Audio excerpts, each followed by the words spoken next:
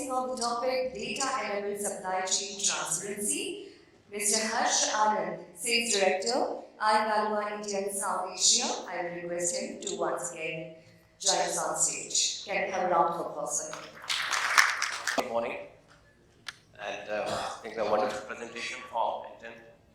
I picked up some of the points and all that I think which are also relevant to this topic. Until you talked about working towards your increased supply chain visibility, then in terms of more of your data-driven decision making and alignment of workforce. Because we understand procurement is a complex subject, and we're talking of predictive insights, but unless we put people who can analyze data, form hypotheses, and then maybe look at your explorative models of AI, the results would not be good. So I think those are very important points from that perspective. And the one slide that you put on adoption, and so we saw that adoption is good or maybe more on the transaction processes.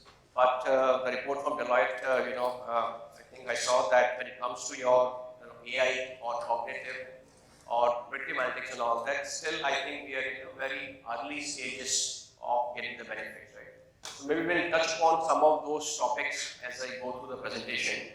And but I think maybe just a coincidence. Thanks for setting the nice context, Hinton. Thank you for that. So with this, I think we'll get started, and so we'll talk about in terms of there is a kind of terabytes of information getting generated in your upstream and downstream procurement processes, and a lot of information in the external world.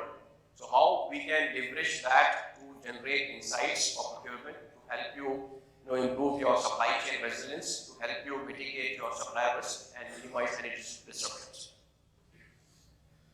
So before this, I picked up this chart, in terms of what are the kind of top 5 factors. And if you look at, we already talked about your inflation, we talked about your disruptions and shortages. Still, I think, if you look at the chip shortages that started like a year back, still if you look at, I think, the article on 5th of March, from Maruti, I think there's so much of order backlog because of your shortages of your chips. And so this again puts up kind of a challenge in procurement.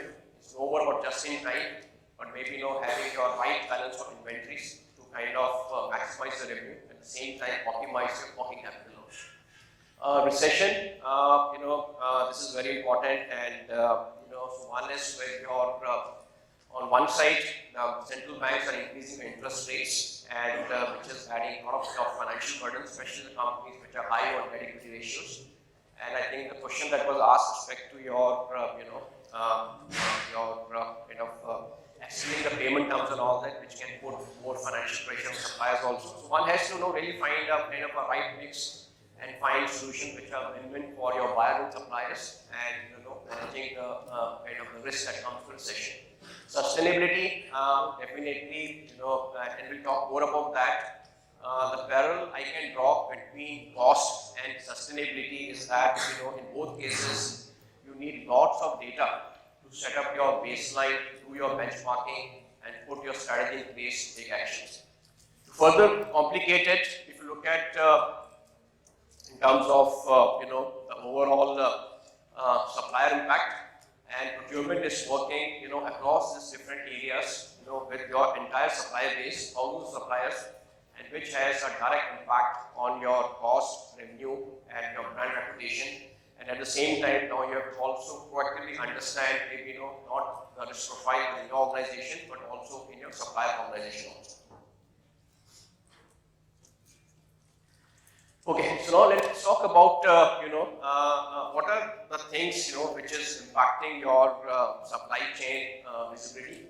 One is, I think I'm sure that all the people who are sitting in the room, everyone has made investments in your respective ERP systems. So as far as it comes to your transaction procurement, and more in terms of placing your POs or placing your schedules, doing your GRN, your financial accounting, I think it's pretty much, I would say, matured for all the organizations. But maybe here, I think what I'm seeing challenges when I'm interacting with customers and all that, and from my last 3 months, my interaction with a large chemical manufacturer in India, a large pharma company, and a large company which is into your engineering products. And I saw common themes. They're struggling with their overall master data, not just for items, but even for their vendors also.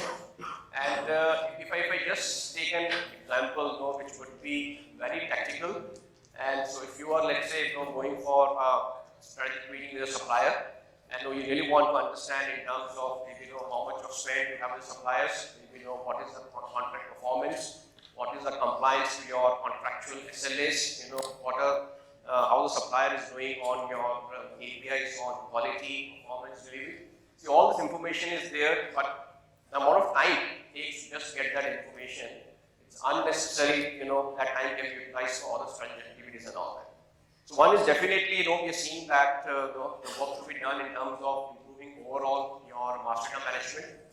In terms of, I think, spend, and I think you touched about spend visibility, which all of us have been doing, for years. A lot of customers are generating your descriptive analytics from the ERP data. But I think what's more required is to go deeper, for your raw material, understanding that what are those cost drivers that can impact your prices. If you have your should-be cost models, maybe getting more deeper into that to understand the cost levers where you can negotiate with suppliers, and also understanding your embedded cost. If you take an example, typically you have those thumb rules and all that, right? Maybe if you look at just putting an example that the way the prices for, let's say, the copper and aluminum have fluctuated. And maybe, if you understand the click of a mouse, for your assemblies and all that, how much of copper or how much of seals, maybe you can look at those kind of substitutes and all that, right? These are things maybe getting more deeper into your cost models to understand your saving opportunities and all that. At the same time, when it comes to your collaboration, and this is again what I have seen, as I said, is the ERP is in place, but in terms of getting the commitment from your supply base on your mid to short-term forecast, respect to your schedule, understanding the capacity of a supplier to your schedule collaboration, which can really kind of help you in improving your on-time fill rates and all that. And the other important thing is lack of analytical insights, and we'll talk more about that, and this is where I think it goes back to the Deloitte report also, that what is that which is missing. And we'll look at today, if you look at your procurement as a process, right, there's a lot of information when it comes to your onboarding of suppliers, your qualification of suppliers, when it comes to your contractual SLAs, your multi-year pricing on contracts, the sourcing that you're doing for your direct materials. I have seen organizations, which is, for example, a company which is $2 billion in revenue, and they do a lot of, I would say, contract manufacturing, and for 100 of SKUs, they have their should-be cost model Excel sheets. So I'm not saying actually, but the point I'm trying to make here is that the way your commodity prices are fluctuating, managing that on Excel sheets and avoiding your contract leakage has become a big issue, right? So this is where I think maybe unless we kind of build up kind of a reference architecture that helps you digitize all this information, I think your AI or let's say all the predictive analytics would remain a myth, because you just can't put your AI or let's say your ML learning systems on emails and Excel sheets and all that. You need to have some level of structured data to drive that kind of insights.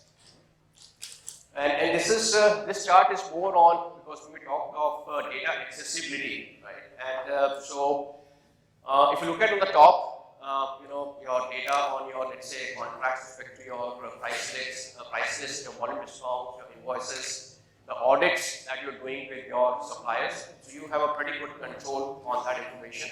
But maybe to take, intelligence and insights to the next level, it's important for you to understand maybe, what are the social sentiments about your suppliers, how your suppliers are doing financially, what are their goals on your sustainability, right? Maybe how they're doing on this Scope 3 emission data. So if you look at these are the different kind of the data sources that one is looking at in terms of improving your supply chain visibility.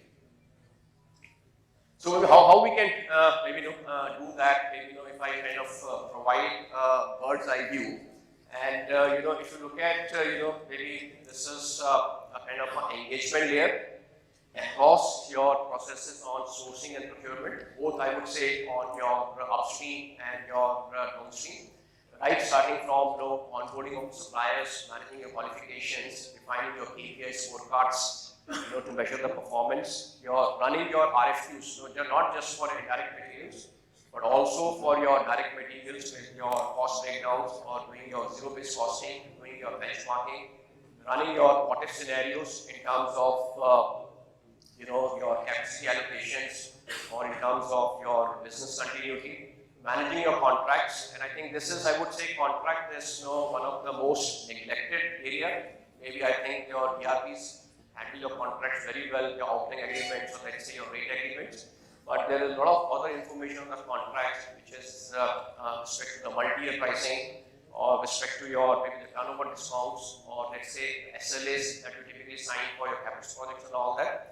So managing that in a digital platform, e-procurement, sharing your purchase orders, your schedules, collaborate with your vendors on your schedules and forecast to understand capacity, getting the commitments, invoicing, I think, which is very critical in today's world. You want the customer of choice for your study supplies and all that. You don't want them to keep following with payments and all that. How do you streamline your entire AP automation process in partnership with your accounts payable departments also? And overall, I would say, a kind of analysis, right? If you look at across this engagement layer, you are engaging with your both internal stakeholders, your quality teams, your engineering teams, your and with the procurement at the center, and also with your suppliers, not just at, I would say, tier 1, but even your tier 2, tier 3 also. And so in terms of maybe across this layer, you're building up a data layer, and that can kind of help you capture all your information for all your categories, across your suppliers, qualification, understanding the risk both from internal and external information, understanding your for your new product development, how fast you go to market, get your quotations, run your iterations to understand your targeted cost. Managing your contracts, both pre-signature and post-signatures, your collaboration on your forecast and purchase orders, digitizing your AP automation process. So having that one unified data layer, with your item masters and category masters across this, once you put this kind of a layer in place, then typically, it's very easy, for you to kind of, put some very specialized technologies on machine learning, on let's say deep learning, which can provide a lot of insights for the stakeholders in terms of augmenting your decision making. Right? So I think this is maybe we can kind of discuss more on this, but maybe at a very high level, with respect to your internal information, maybe how you can kind of put up kind of architecture in place so that you can also take care of all your evolving technologies also. At the same time, I also talked about your the ecosystem, right? So today we are living in a world, right? So one is the information which is there in your ERP, the information which you collect from your suppliers, when you do your audits. But at the same time, look at the information which is on the financial risk, which is, let's say, come from, let's say, DNB, or let's say your kinds of bodies and all that, the risk methods which can give you information on macro and political risk also. Then I think some third-party sources which are not mentioned here, like your, I would say, 𝗘𝗍𝗍𝗍 or CDP or HEDIC, which can help you benchmark your emission data. So you need to have basically, kind of architecture in place, which not only kind of look at your internal information, but maybe, depending upon your industry and the kind of risk that you want to measure across, supply chain, you can also look at some third-party sources and collect that information as part of the overall supplier and the category profile. Next, I think the thing is, I also want to touch upon your sustainability also. And as I said, this is also one area I think where procurement has to work with their entire supply base across their categories and items to kind of get the baseline data and doing an 80-20 rule to kind of work on your emission targets and all that. So what this chart is depicting more in terms of where we would have been in case all the countries would have maintained the status quo and have not taken your pledges for your carbon emissions, and where we would be in 2100, maybe looking at the current policies in place, and I think with respect to the last meeting that happened, what pledges which have been taken, and if you look at with all this kind of, the pledges taken by all the developed countries and developing countries, I think the target is to maybe, kind of control the temperature rise within your 2.1 degrees centigrade. And I think all this climate regulations is also bringing, I would say, a lot of kind of burden on reporting also. So if you look at respect to India, already I think the ESG reporting has been mandated for top for 1,000 listed companies by your marketing gap. If you look at your Security Exchange Commission, they have also kind of published their disclosure rules for your overall reporting on your ESG. And it is a very interesting chart. Maybe it also has a link. If you click on that, maybe for each country across the globe, you can always see maybe when they're going to reach your net carbon zero by which specific year. Saying that, maybe a little bit getting into some more detail on your emissions. So if you look at the way you categorize your emissions is more on your, I would say, your upstream and downstream. And so one is, if you look at your scope 1, scope 2 emissions, which are more directly, or I would say, indirectly linked to your own operations.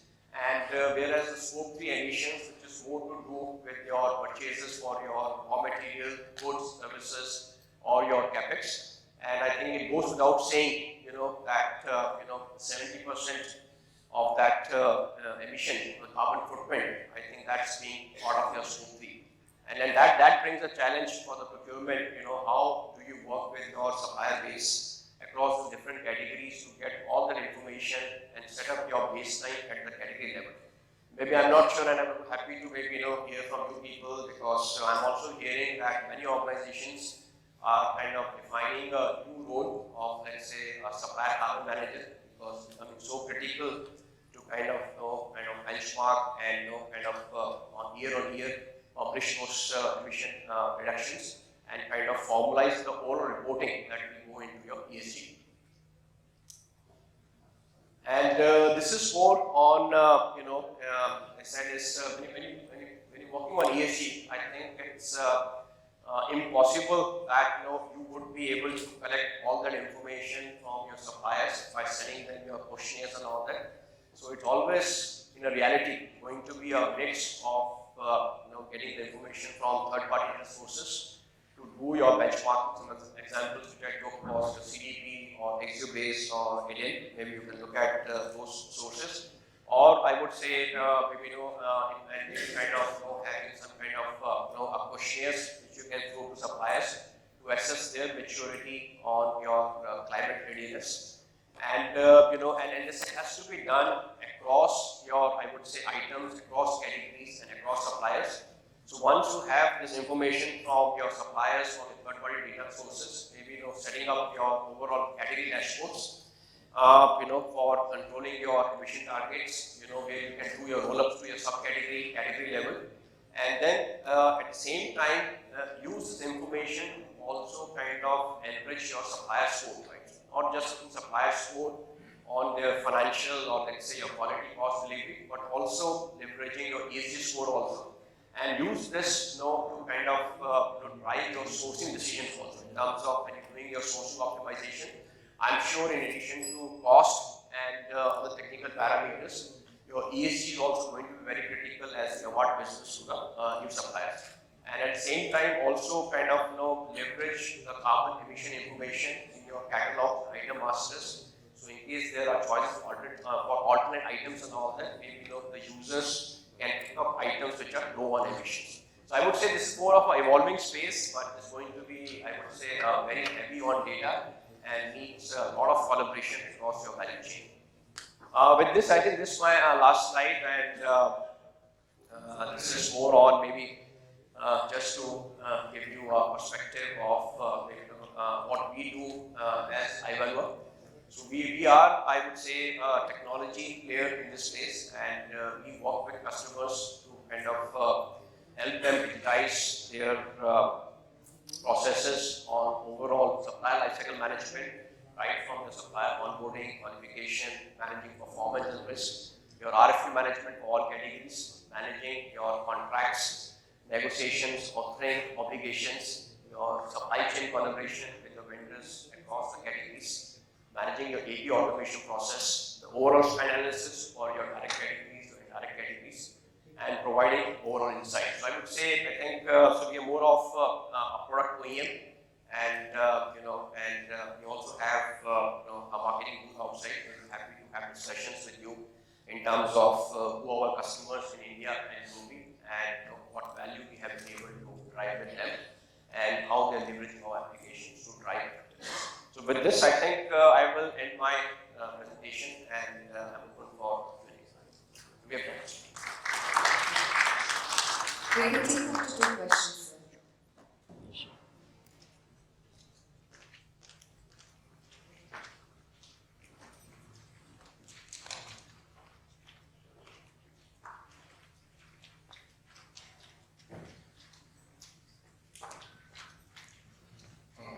Hi Harsh, this is Harsh. Thank you for this presentation. Just wanted your insights on the approach to be adopted when we are talking about the should-cost model. So when we are adopting the should-cost model, somewhere we are getting away from taking the advantages of the demand and supply situation from the market. So how to strike the right balance between adopting the should-cost model and getting the advantage from the demand-supply situation? Sure. I think it's an interesting question, and so it also kind of depend on the industry also. And once you have your, let's say, the should-cost model in place, right? And so let's say you will have your your raw materials, you have your manufacturing costs, your overheads, and especially if it's a strategic supplier, they will also declare their kind of your overheads and your EBITDA margins and all, right? So complete kind of a transparency there, and there is a great possibility that you further go down into the breakdown of your raw material. There are underlying commodities, which could be let's say your metals, and you're right. I think with respect to your your overall demand supply volatility, and see there are 2 ways to kind of look at that. One is the level of transparency you have in the overall relationship with the supplier, and many times you kind of at the time of getting into those contracts, you agree to your price variation clauses, right? So in terms of, let's say, if your price is let's say price of copper will go by 10%, how is going to overall impact your cost, right? That's one way to look at how do you manage your overall price variations and all that into the contract. Other option is maybe depending upon that how strong is your maybe the hedging strategy and all that, and then this is something I think is a forte of procurement, right? There are people I've seen who just sourcing copper for last 20 years, right? You can't beat that kind of intelligence, right? So I think that's a more of a strategic call, looking at your core competencies, the kind of volume and all that. So it could be a mix of both sides.